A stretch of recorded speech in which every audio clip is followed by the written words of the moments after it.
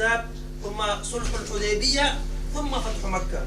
وفي العام 8 من الهجرة دخل رسول الله صلى الله عليه وسلم مكة المكرمة فاتحا بجيش عددها 10,000 من الصحابة الكرام. ولما دخل مكة قال له أصحابه: يا رسول الله أتنزل في بيتك القديم؟ أتنزل في بيتك القديم؟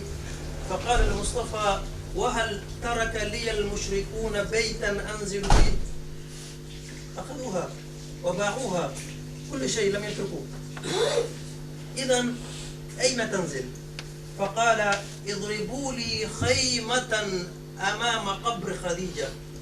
وجلس رسول الله صلى الله عليه وسلم حول قبر خديجة يستذكر الأحداث الماضية، الأيام العطرة التي عاشها مع زوجته خديجة صلى الله عليه وسلم. بأبي هو وأمي رسول الله صلى الله عليه وسلم كان لم ينسى أزواجه.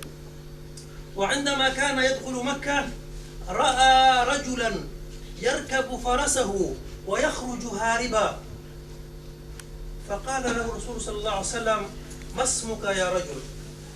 فقال: اسمي هبار ابن الأسود. هبار ابن الأسود. أتدرون ما هبار هذا؟ إنه كان سببا في قتل زينب بنت رسول الله صلى الله عليه وسلم. كانت زينب رسول الله صلى الله عليه وسلم، فينظر إليه أبو زينب صلى الله عليه وسلم ويقول للقاتل: ارجع إلى مكة كما كنت أولا فقد عفونا عنك. صلوا على رسول الله. ارجع إلى مكة فقد عفونا عنك.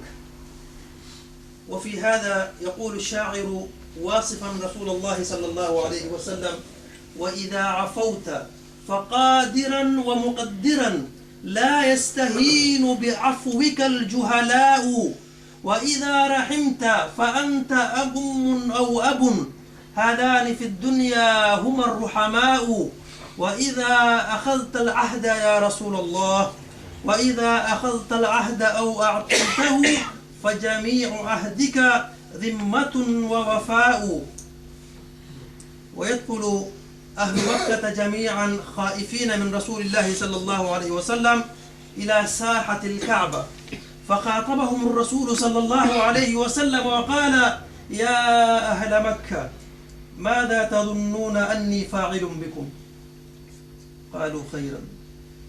قالوا خيرا أخ كريم وابن أخ كريم.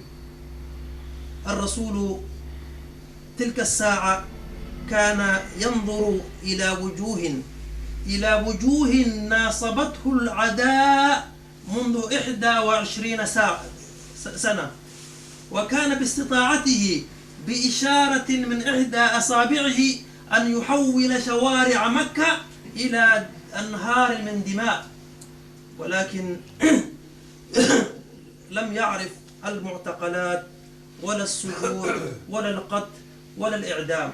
كان رحيما، وكان كما وصفه ربه: وإنك لعلى خلق عظيم. كان صلى الله عليه وسلم كما أخبرنا الله سبحانه وتعالى: لقد جاءكم رسول من أنفسكم عزيز عليه ما عنتم حريص عليكم بالمؤمنين رؤوف رحيم. فبما رحمة من الله لنت لهم، ولو كنت فظا غليظ القلب لانفضوا من حولك. هكذا كان رسول الله صلى الله عليه وسلم. فقال لهم: يا أهل مكة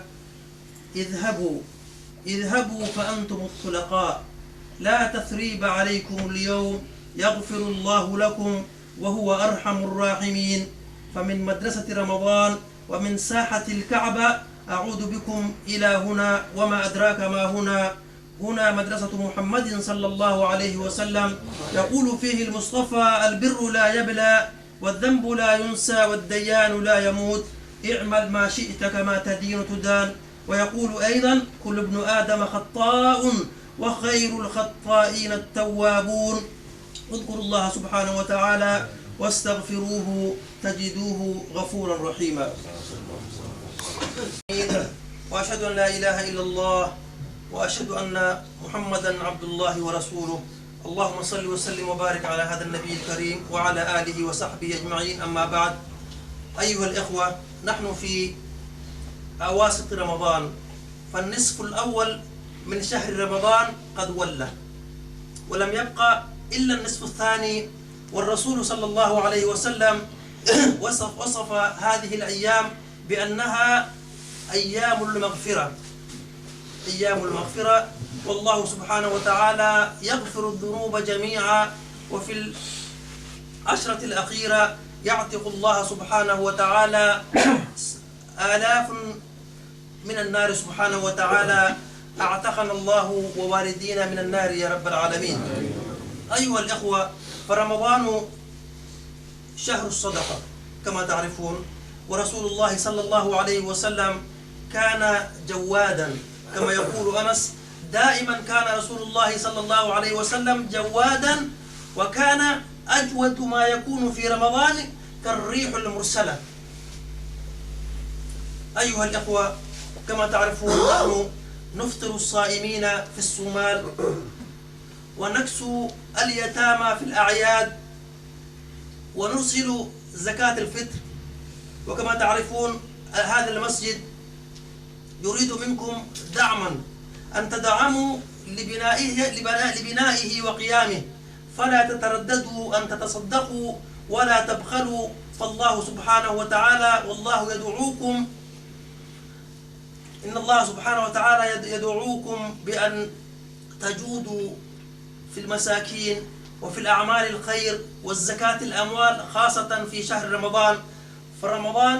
ففي غير رمضان أيها الإخوة الحسنة ب10 أمثالها، وفي رمضان كل حسنة ب700، كل حسنة ب700. ولذا أيها الإخوة، من كان منكم يريد أن يتبرع شيئا أو أن يشارك في كسوة اليتامى أو في إفطار الصائمين، فلا يتردد أن يأتي إلينا في المركز إن شاء الله ويسجل ويدفع ما قدر الله. ونحن إن شاء الله نعاهد الله بأننا سنوصل التبرعات إلى أهلها وإلى مستحقيها إن شاء الله. هذا وأكثر الصلاة والسلام على حبيبي وقرة عيني محمد، طب القلوب ودوائها ونور الأبصار وضيائها وعافية الأبدان وشفائها. اللهم صل وسلم وبارك على محمد وعلى آل محمد كما صليت على إبراهيم وعلى آل إبراهيم، وبارك على محمد وعلى آل محمد كما باركت على إبراهيم وعلى آل إبراهيم في العالمين إنك حميد مجيد. وارض اللهم عن أصحاب رسول الله صلى الله عليه وسلم، خصوصا أبا بكر وعمر وعثمان وعلي وباقي الأصحاب والتابعين وتابعيهم بإحسان إلى يوم الدين. اللهم انصر الإسلام والمسلمين وأذل الشرك والمشركين يا رب العالمين. اللهم اجمعهم واجمع شملهم يا رب العالمين. اللهم آت نفوسنا تقواها وزكها أنت خير من زكاها، أنت وليها ومولاها. اللهم اجعل بلدنا الحبيب الصومال أرضا بلدا آمنا مطمئنا، وارزق أهله من الثمرات يا رب العالمين. اللهم وفق لهم الخير يا رب العالمين، وآل عليهم من يرشدهم الخيرات يا رب العالمين. اللهم من أراد بأرض الصومال وبشعبه خيرا فكن معه وأيده يا رب العالمين، ومن أراد منهم الغدر والكيد والبلاء والفساد فاهده إلى صراط مستقيم يا رب العالمين. أقول قولي هذا وأستغفر الله لي ولكم، وإن الله يأمر بالعدل والإحسان وإيتاء ذي القربى وينهى عن الفحشاء والمنكر والبغي يعظكم لعلكم تذكرون. اذكروا الله العظيم الجليل يذكركم، واشكروا من نعمه يزدكم، ولذكر الله أكبر، والله يعلم ما تصنعون. وأقم الصلاة.